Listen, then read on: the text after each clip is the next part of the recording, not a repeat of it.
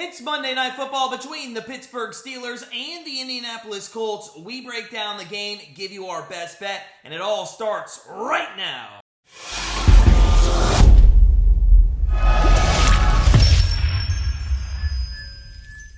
Hey guys, it's Matt from Grandstand Bettors.com, and Week 12 of the NFL season ends with Monday Night Football between the Steelers and the Colts. We're going to get to that best bet in just a moment, but first, take a moment yourself and hit that subscribe button so you don't miss any of our NFL plays and predictions all season long. And while you're at it, smash that like button. If you are ready to start your week off with some Monday Night Football, I know I am. So, without further ado, let's dive in to the Steelers and Colts here. And the Colts are 2.5-point favorites at home. The over-under set at 39.5 at the moment. Steelers come into this matchup 3-7 on the year after a hard-fought game against the Bengals last week, which they ended up losing 37-30.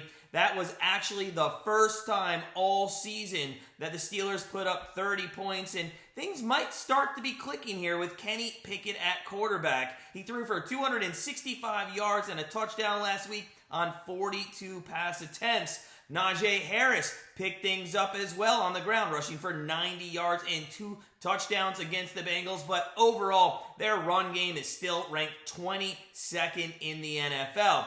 Despite being that bad, it is a major improvement from last season where they ranked 32nd in rushing offense.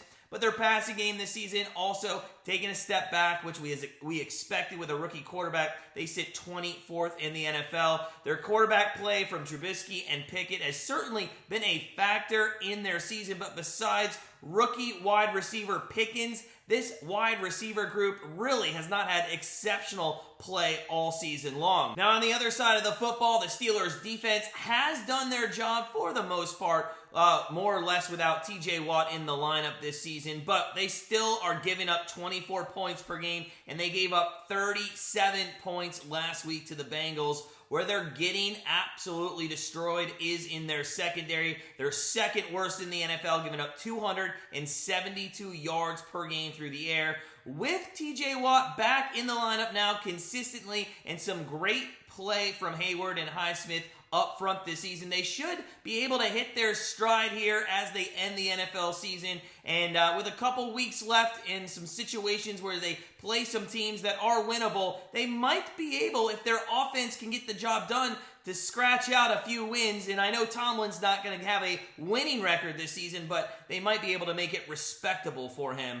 On the other sideline, you have the Colts. They're 4-6-1 on the season and have severely underperformed really on both sides of the field. The Colts blew that game last week against the Eagles, and over the course of the season, they're only averaging 15.7 points per game. Matt Ryan looked absolutely ridiculous and bad to start the season, and although the Colts tried to change something up and put in backup Sam Ehlinger, they have now turned back to Matt Ryan as quarterback.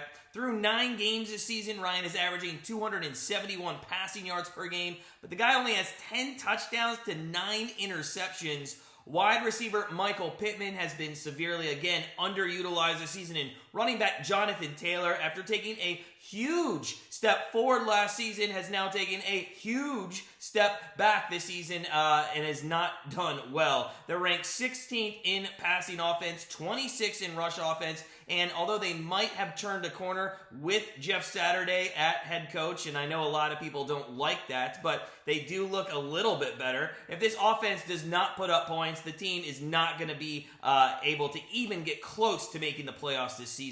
On the other side of the ball, I know their offense is bad, but their defense has been really the only glimmer of hope for the team. They rank 4th overall in the NFL, 6th in pass defense, 12th in run defense, and they're only giving up around 20 points per game. They do also have 28 sacks and 10 forced fumbles on the season. The key in this game is going to get pressure on Pickett. He has looked very comfortable when he's had time in the pocket, but on the run, when he has to throw off that back foot, it has been a big issue for Pickett. Also, the Steelers' offensive line, they've given up 29 sacks on the season, which is 10th worst in the league. So if they can get outside on the edge and force Pickett into some bad situations, they might be able to take him down fairly easy in this one. So, what is our best bet for this Monday Night Football matchup that absolutely nobody's going to watch? Well, the Colts have the secondary to stop the Steelers' passing game, and they also have a very solid run defense, which, as we mentioned, is 12th in the league,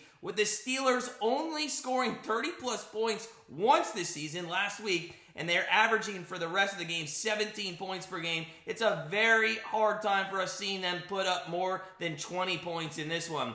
The Colts, however, as everyone has talked about this year, have had their struggles offensively, and with TJ Watt back in the lineup for the Steelers and Jonathan Taylor struggling, we think the Colts look to throw the ball first this week, especially against that bad Steelers secondary. So, look for Matt Ryan to have a field day in prime time, and with our best bet, we're going to go with a player prop for Monday Night Football, and we're going to take Matt Ryan to go over 236.5 passing yards. Now, just a reminder, if you're looking for our upcoming NFL Week 13 plays, head on over to grandstandbettors.com, become part of our family. The link is below in the description, and we look forward to you joining real soon. As always, though, sit back, relax, enjoy some Monday Night Football between the Steelers and the Colts, and we'll see you live right here on YouTube for the game.